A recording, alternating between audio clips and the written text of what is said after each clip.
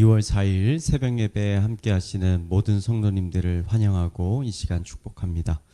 이 아침에 우리가 함께 나눌 말씀은 누가복음 11장 14절에서 26절까지 말씀입니다. 우리 함께 읽도록 하겠습니다. 예수께서 한 말 못하게 하는 귀신을 쫓아내시니 귀신이 나가매 말 못하는 사람이 말하는지라 무리들이 놀랍게 여겼으나 그 중에 더러는 말하기를 그가 귀신의 왕 바알세불을 힘입어 귀신을 쫓아낸다 하고, 또 더러는 예수를 시험하여 하늘로부터 오는 표적을 구하니 예수께서 그들의 생각을 아시고 이르시되 스스로 분쟁하는 나라마다 황폐하여지며 스스로 분쟁하는 집은 무너지느니라. 너희 말이 내가 바알세불을 힘입어 귀신을 쫓아낸다 하니 만일 사탄이 스스로 분쟁하면 그의 나라가 어떻게 서겠느냐. 내가 바알세불을 힘입어 귀신을 쫓아내면 너희 아들들은 누구를 힘입어 쫓아내느냐. 그러므로 그들이 너희 재판관이 되리라. 그러나 만일 하나님의 손을 힘입어 귀신을 쫓아낸다면 하나님의 나라가 이미 너희에게 임하였느니라. 강한 자가 무장을 하고 자기 집을 지킬 때에는 그 소유가 안전하되 더 강한 자가 와서 그를 굴복시킬 때에는 그가 믿는 무장을 빼앗고 그의 재물을 나누느니라. 나와 함께 하지 아니하는 자는 나를 반대하는 자요 나와 함께 모으지 아니하는 자는 해치는 자니라. 더러운 귀신이 사람에게 나아갔을 때 물 없는 곳으로 다니며 쉬기를 구하되 얻지 못하고 이에 이르되 내가 나온 내 집으로 돌아가리라 하고, 가서 보니 그 집이 청소되고 수리되었거늘 이에 가서 저보다 더 악한 귀신 7을 데리고 들어가서 거하니 그 사람의 나중 형편이 전보다 더 심하게 되느니라. 아멘. 예수님은 공생의 3년 동안 다양한 사역을 하셨습니다. 백성들에게 말씀을 가르치기도 하셨고 몇몇 사람들을 모아서 제자 훈련을 시키기도 하셨습니다. 이러한 사역 중에 백성들에게 가장 큰 인상을 남긴 사역들이 있습니다. 그것들은 병을 고치고 귀신을 내쫓는 사역이었습니다. 말씀을 가르치는 사역은 당시 바리새인들도 많이 하고 있었지만 병을 고치고 귀신을 내쫓는 이런 놀라운 능력의 사역은 오직 예수님만이 하신 매우 특별한 사역이었습니다. 어떠한 사람들은 예수님의 이 놀라운 능력을 보면서 예수님을 영접하고 예수님을 믿기도 하였지만, 예수님을 미워하는 바리새인들은 예수님의 이러한 놀라운 능력을 보고도 믿지 않고 오히려 예수님이 악한 영의 지배를 받아서 이런 일을 한다고 예수님을 공격하고 비난하였습니다. 오늘 말씀을 보면 예수님은 이러한 비난에 대해 크게 안타까워하셨습니다. 왜냐하면 그런 사람들에게 있어서 구원의 소망이 없기 때문입니다. 예수님은 자신이 귀신의 힘이 아닌 하나님의 힘으로 지금 귀신들을 내쫓는 것이다. 그렇다면 하나님의 나라가 이미 너희에게 임하였다라고 말씀하셨습니다. 이것을 더 쉽게 풀어서 설명하면 하나님이 보내신 구원자 메시아 이에는 이런 놀라운 사역과 놀라운 능력을 보일 수 있는 사람이 없다라는 것입니다. 예수님 자신이야말로 구약의 선지자들이 예언했던 하나님께서 이스라엘 백성들을 구원하시기 위해 보내주시겠다라고 약속하신 그 메시아라고 말씀을 하고 계시는 것입니다. 예수님은 이것을 보고도 깨닫지 못하는 백성들의 그 영적인 어리석음을 안타까워하셨습니다. 귀신을 내쫓기 위해서는 귀신이 가진 힘보다 더 힘이 센 그런 존재가 와야 합니다. 그래야 귀신을 그 사람에게서 내쫓을 수 있는 것입니다. 이 세상에 귀신의 왕 바알세불보다 더 큰 능력과 권능을 가진 존재가 누구일까요? 바로 하나님밖에 없는 것입니다.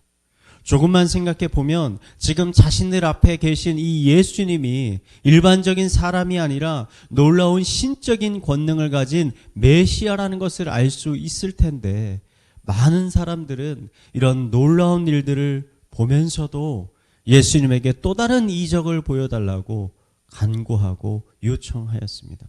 심지어 예수님이 귀신의 힘을 빌려서 이런 일을 한다고 예수님을 모욕하기도 하였습니다.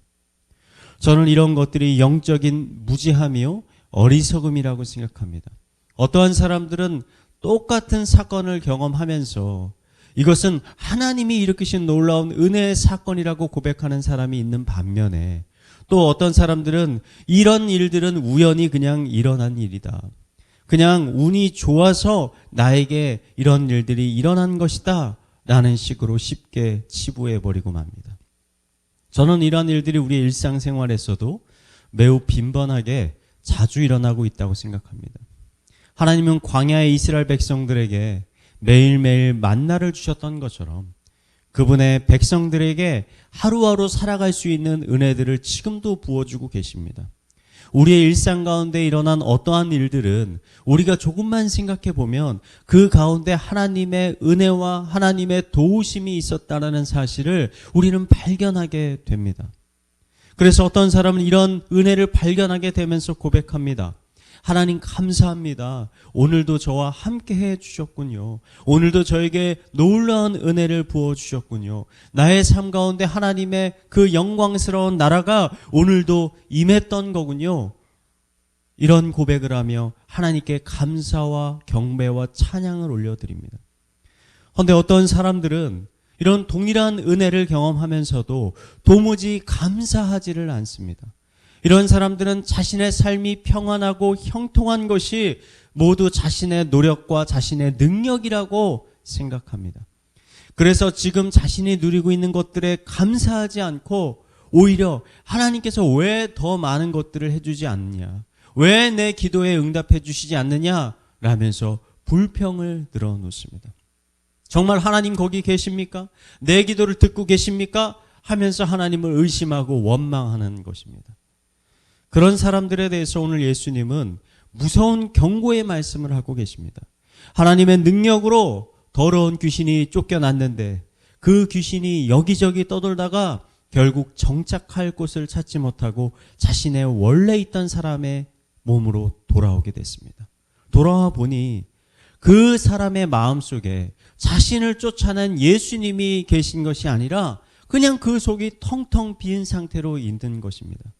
그러자 귀신은 다른 동료들까지 불러다가 그 사람 몸속에 함께 들어와 살게 되었습니다. 결국 그 사람은 그 이전보다 더 나쁜 상태가 되어버리고 말았습니다. 예수님의 이 마지막 비유는 하나님의 은혜와 능력을 경험하고도 그 능력과 은혜를 부인하고 거부하는 사람에게 돌아올 비참한 결말이 무엇인지를 보여주는 무서운 경고의 말씀이라고 할 수 있습니다. 저는 기도 중에 가장 중요한 요소, 우리가 기도할 때 중요한 요소는 간구가 아니라 감사와 찬양과 경배라고 생각을 합니다.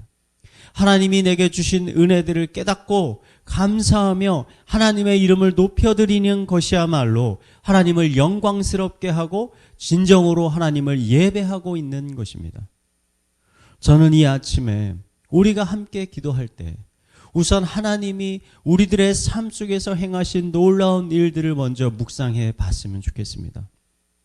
그리고 그 놀라운 일들을 행하실 하나님께 우리가 드릴 수 있는 최고의 감사와 찬양과 경배를 올려드렸으면 좋겠습니다. 분명 하나님은 우리들의 경배와 찬양을 받으시고 우리들에게 더 많은 은혜와 축복과 자비를 우리들의 삶 가운데 부어 주실 것입니다. 더 이상 의심하고 불평하는 사람이 되는 것이 아니라 하나님의 은혜에 감사하고 기뻐하는 성도님들이 되시기를 이 시간 마지막으로 축원드리겠습니다. 우리 함께 말씀을 묵상하며 기도하도록 하겠습니다. 하나님, 죄 가운데 빠져있던 저를 구원해 주심에 감사를 드립니다. 새로운 생명을 주셨을 뿐만 아니라 풍성한 삶을 허락해 주심에 다시 한번 감사를 드립니다. 하루하루 하나님이 주시는 은혜들을 깨닫게 하여 주시고 발견하게 하여 주시고 그 은혜에 감사하는 삶을 살게 하여 주시옵소서. 의심하고 불평하는 사람이 아니라 신뢰하고 경배하고 찬양하는 사람 되게 하여 주시옵소서. 우리 이러한 기도 제목들을 가지고 함께 기도하도록 하겠습니다. 기도하시겠습니다. 하나님 아버지, 이 아침에 하나님이 주신 은혜에 감사하며 나아갑니다. 하나님의 영광스러운 이름, 하나님의 자비하신 그 이름을 이 시간 높이며 찬양하며 나아갑니다.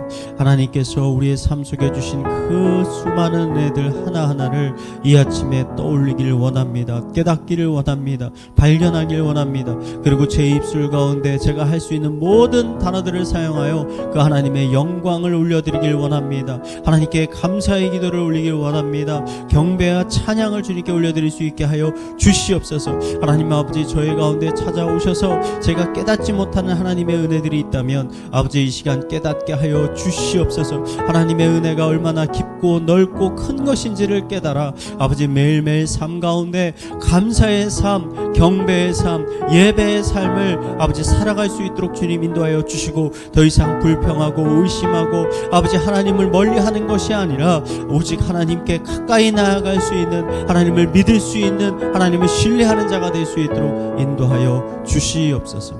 이 시간 교회를 위해서 기도하겠습니다. 중고등부 수련회가 2월 7일 온라인 수련회가 진행이 됩니다. 수련회를 준비하는 최성진 목사님과 교사들에게 성령의 충만함을 부어주셔서 수련회가 잘 준비될 수 있게 하여 주시고, 학생들의 마음을 열어주셔서 많은 학생들이 수련회를 통해 영적인 각성이 있는 놀라운 은혜가 있는 수련회가 되게 하여 주시옵소서. 이 시간 우리 중고등부 수련회를 위해서 함께 기도하도록 하겠습니다.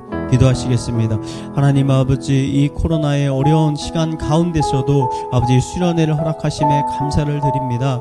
아버지, 온라인 수련회를 준비하는 최성준 목사님과 교사들 가운데 성령의 충만함을 부어주셔서 지혜를 주시옵소서, 영적인 능력을 주시옵소서, 말씀의 능력을 주시옵소서, 찬양 가운데 기쁨을 주시옵소서. 수련회가 진행되는 가운데 선포되어지는 모든 말씀과 찬양으로 인해 아버지 우리 학생들의 마음이 열리고 그들에게 영적으로 다시 한번 회복이 일어나는 놀라운 내 시간들이 될 수 있도록 인도하여 주시옵소서. 이 수련회를 통해서 더 많은 학생들이 아버지 예배에 참여할 수 있도록 하여 주시고, 예배를 사모할 수 있게 하여 주시고, 서로 가운데 깊은 교제가 있게 하여 주시고, 사랑이 더 넘치는 아버지 중고등부가 될 수 있도록 주님 인도하여 주시옵소서. 우리 이어서 가정과 나라와 그리고 개인의 기도 제목을 가지고 함께 기도하도록 하겠습니다. 기도하시겠습니다. 하나님 아버지, 이 가운데 매일매일 삶 가운데 하나님의 나라가 우리의 심령 가운데 임하게 하여 주시옵소서. 하나님의 은혜와 자비와 사랑과 긍휼이 아버지 우리의 가정에 충만하게 임할 수 있도록 하여 주시옵소서. 아버지, 개인의 각자의 건강을 주님께서 지켜주시고, 특별히 그 마음과 생각을 주님께서 지켜주셔서 허탄한 것에 마음을 쏟지 않도록 하여 주시고, 아버지 하나님이 기뻐하시는 것에 우리의 마음과 모든 것들이 집중될 수 있도록 주님께서